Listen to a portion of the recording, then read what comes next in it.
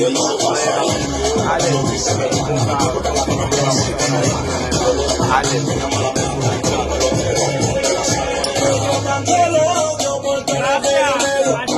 la mujer de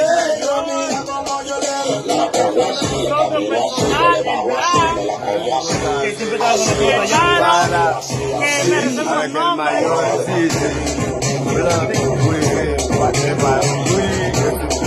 y le agradezco bastante a ellos y le van a hacer muchas cosas. Yo y el gas siempre iba ya tocando la puerta, no, José. Yo siempre iba todo el tiempo buscando la comida y dándole comer todo el tiempo.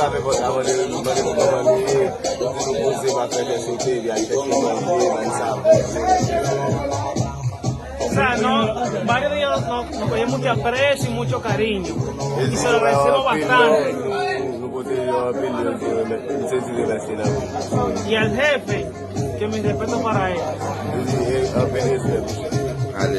Mucho respeto para él, mucho aprecio. Que nos ayudó bastante. Y sabemos que no fue por su culpa, sino que el país lo merita. El país está muy fuerte. Il connaît comme sa situation pays a énormément.